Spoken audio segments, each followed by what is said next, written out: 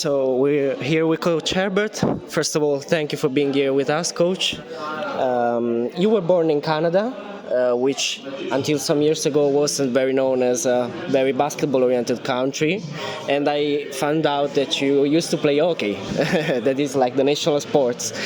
So why did you choose then to become first a basketball player and then a coach? No, actually, our national sport in Canada is lacrosse. Oh, right. Nobody knows that. Yeah. But hockey, is the number one sport. Yeah. And I grew up playing hockey. I played hockey all the way till I was about 14 or 15, and then I started playing basketball. My mother was a really good athlete and a basketball player also. Okay. And she got me into basketball, and I fell in love with the game. I loved playing. Played with the Canadian national team, went to the States and played, and then I ended up in Europe. I planned to only stay maybe 1 or 2 years in Europe because I was just kind of playing to stay in shape with the Canadian national team, and I had the intention of going back to law school. All right. But I never went back. You love basketball too much. I met my wife. I think. Oh, okay. Okay. And for sure, one of the biggest achievements in your career as a coach was winning the FIBA 2023 World Cup. And I mean, before the tournament began, did you expect to be this competitive and this strong? And what was the moment in which you really realized, all right, we can win it all? Yeah, we expected to really compete for a medal, so to speak, and I felt really good going into the tournament because I thought Eurobasket we were good, and I thought we had made a really good step from year one to year two because we had some continuity. When did I feel we were? I thought the second game against Australia was a key game for us. Franz Wagner got hurt the first game. We didn't have him. And we had other guys step up in that second game. I thought that was a really key game for us. Yeah. It was early in the tournament, but it really kind of put us in the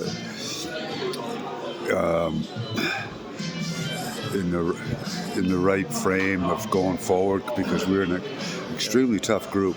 Finland, Japan, and Australia. Yeah, that was very tough. Yeah.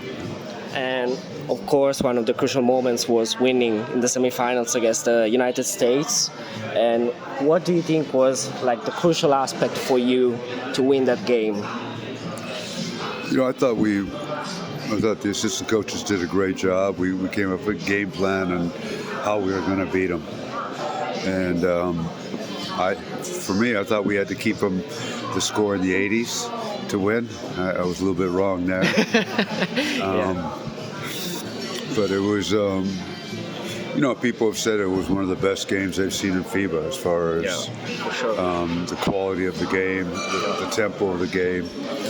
So, I've never really watched the game again. I guess I should. But it was,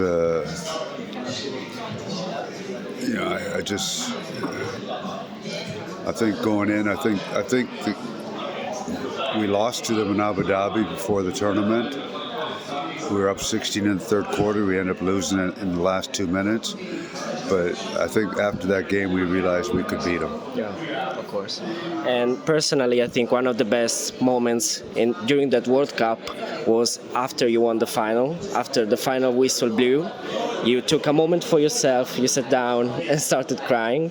So can you explain to us what did that moment mean to you to make essentially Germany basketball history? Yeah, I was just looking for a chair to sit down on actually, and I couldn't find a chair, so I ended up lying down on the floor. And and I really don't know what. I just my emotions kind of got a hold of me, and I just closed my eyes, and I really didn't know what, it was. And then two young ladies came down from the the stands and asked if I needed CPR.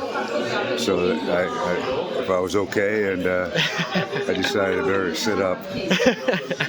All right. And so this summer, then you continued your great work with with Germany. You clinched a spot in the in the Olympic semifinals for the first time in the history of German basketball. Nonetheless, before the Olympics, you already decided that you would leave the team. So why did you take this decision? I asked the players for a 3-year commitment, and I made a 3-year commitment. And to a certain extent, I wanted to get back in the grind a little bit and coach every day. I coached 2 or 3 games during the whole season and the summers. And I had a great experience with the national team. It was awesome. Unbelievable group of people.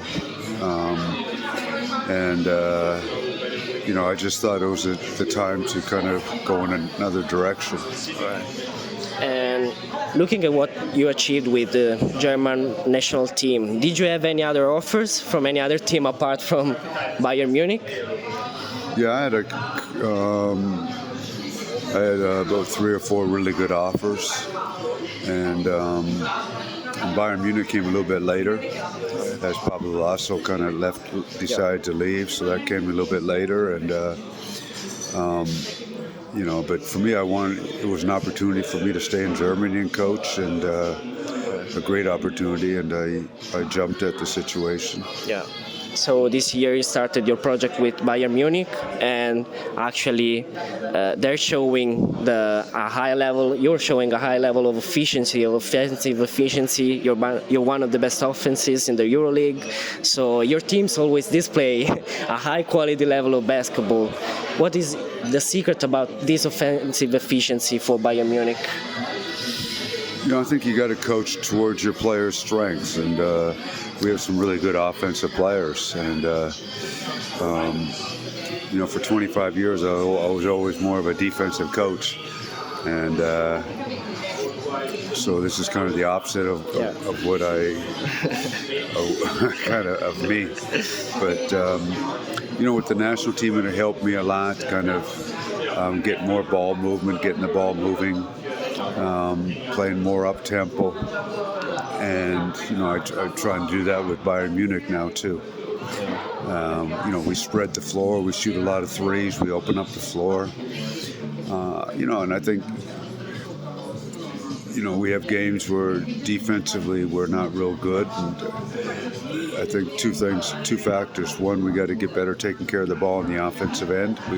Too many turnovers some games, which really hurt our defense. And the second thing is our defense needs to be a staple, and right now it's more of a roller coaster. Yeah. And one of the players that is playing at a very high level is Carson Edwards. He's having like a breakout season in the EuroLeague. What's your relationship with him, and what do you ask him to do on the court? No, we work with them, a lot on the video, show him things, this and that. Just trying to get his complete game better. He's got tremendous offensive instincts. He can score at 3 levels, and he can score points in a bundle. And he just, to a certain extent, I let him play. Yeah. My philosophy is I let our best 2 or 3 offensive players play, and we have quite a few good offensive players, and for me it's a little bit, yes, we let them play, but we need to learn how to share the ball. Every game's a little bit different. It might be your game, this game, another people, and I think that can be our strength too. We just don't have 1 or 2 guys. Also Shabazz, I think. Yeah, and Shabazz has been huge for this team. His leadership, his understanding of the game, and for me to go accept a role about coming off the bench is enormous for this team. Yeah. And it just kind of shows what kind of person he is. So,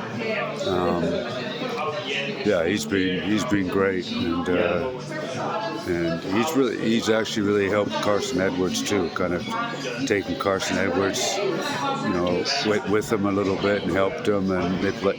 And when if Andy Opes gets going or Carson Edwards gets going, Shabazz is great at making sure they get the ball. Yeah, yeah. And Bayern Munich this year has a new arena, and there seems to be a new exciting atmosphere around this team. So, do you think this year could be the start of your legacy in Munich? Right now, just take one game at a time. I mean, got a great arena. We were fortunate to win a couple close games there and get some momentum and get some confidence and really get the fans behind us. So it's been great to play at home. We need to figure out how to play better on the road still. Mm-hmm. Yeah. And but we just want to play one game at a time, play the best we can, and strive to get better. To a certain extent, we are in a result-oriented business, but for me, it's about are we getting better or not. Yeah, for sure. And so, generally speaking, what do you think can be your objectives for this season, both in the EuroLeague and in the German National Championship? I gave a vision of, the goal of the players is to make the EuroLeague playoffs, win the German Championship, win the German Cup. Yeah. And you said something about this before, but I wanted maybe to delve deeper into that. Do you think you have like a specific philosophy of basketball and you want your teams to follow it, or maybe you just go with the flow of the players, so you try more to adapt your style to them? No, I think two things. One, you have a philosophy, but you have to be able to adapt that philosophy to your players. The second thing is the game has changed, and we as coaches we have to be able to change, not only with how we teach the game or how we play the game, but our mentality towards players nowadays. So that has those things. But yes, I have a philosophy. My philosophy has always been more on the defensive end and this and that. Coaching this team has been different. Yeah, you're adapting to them. Yeah. And you worked also with big names, big players. I'm thinking of NBA superstars like the Franz Wagner, the Wagner's brothers, Dennis Schroeder.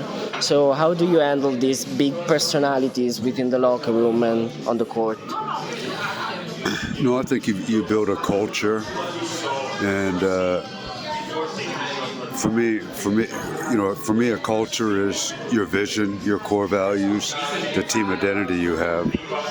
And when you deal with these professional players, for me, it's just about being straightforward. It's about being honest with them. It's about respect, building a trust factor with them, and be able to listen to them. It's not a dictatorship. I mean, we learn a lot. In my opinion, we learn a lot from our players, and you've got to be able to listen. And I think also what we really developed with the German national team was what I call, or what's called psychological safety, where players are not afraid to come to you and talk to you about different things. Yeah, of course. And so now we come to the last two questions. They're more tricky. Can you name the best 5 players you ever coached in your career? I know it's difficult. I would say the starting 5 with the German national team. That's fair. That's pretty fair. I had too many good players. I mean, I had the German point guard Pascal Roller in Frankfurt many years ago, which is a great kid. Marcus Gori a long time ago. But I'd have to say, the best team I've coached is up to now, before this season, is the German national team. And are there 3 players that you want to maybe coach in the future? That's a tough question. There's so many great players. I mean, obviously, if you could get one of your German players back from the NBA, that would be the ideal situation. But I really liked our German players. I just liked their professionalism, the way they acted, the way they represented their country. So. All right. So maybe Schroeder one day will come in Europe. I don't know. Daniel Tice, Daniel Tice. Schroeder. Yeah. But I don't think Schroeder will play for Munich. I think because he owns the team in Braunschweig, so he's not. Oh, all right. Okay, perfect. Thank you very much, coach.